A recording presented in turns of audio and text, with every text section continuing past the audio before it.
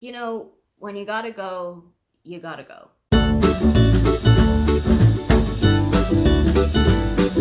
Hi, welcome, come on in. My name is Aoife, and today I am talking you through some of the books that are coming off my shelves for the last couple of months.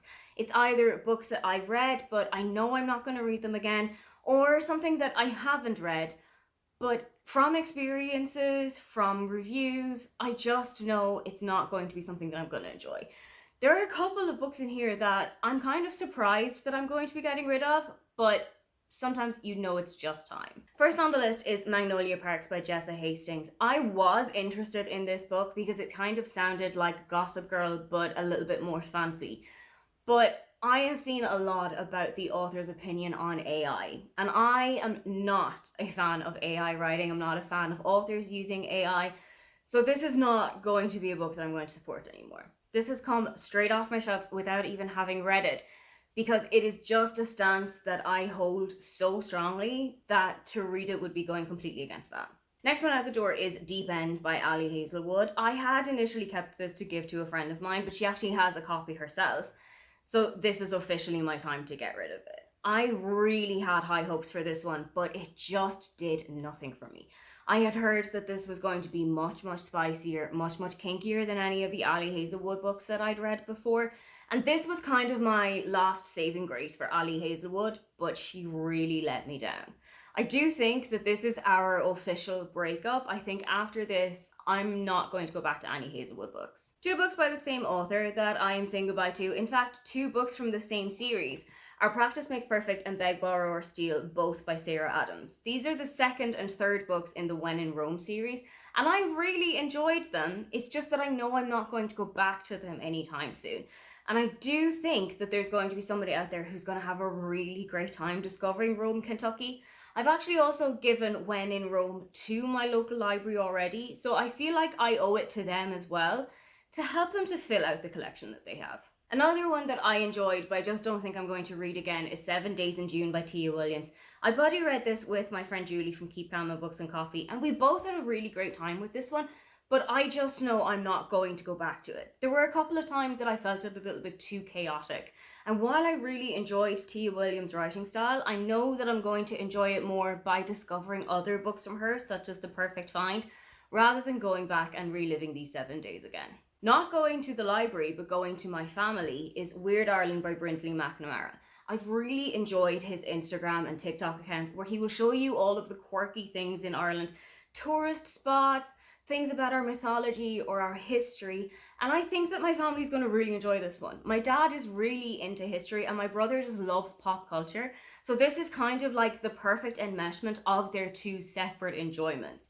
So I think this one is definitely going to do the rounds in my family home. I am also getting rid of Priest by Sierra Simone. I had really high hopes for this one because my friend Brie from Four Paws in a Book absolutely loves this series. It has her in a chokehold, but it really didn't have the same impact on me. Now, I grew up Catholic, so I am familiar with some of the things that will have been discussed in this book, but I gave up on it after about 20 or so pages. The whole thing just read like horny teenager discovers his dick for the first time.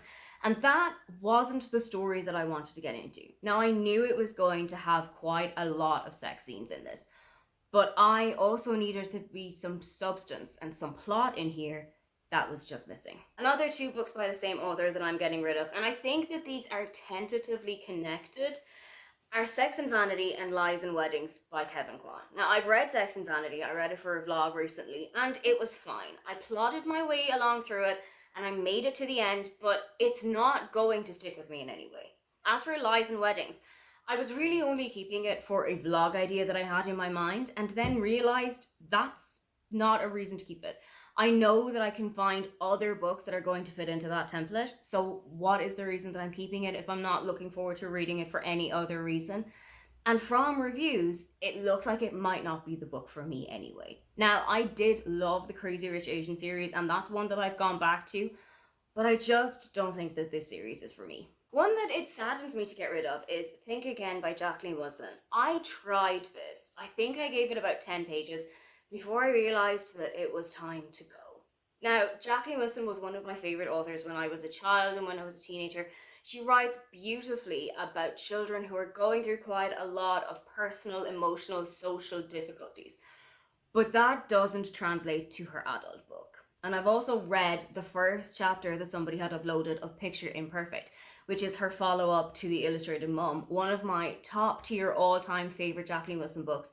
And that didn't do anything for me. The writing was incredibly juvenile and childlike, which is fine when you are writing about a child and your primary audience is children.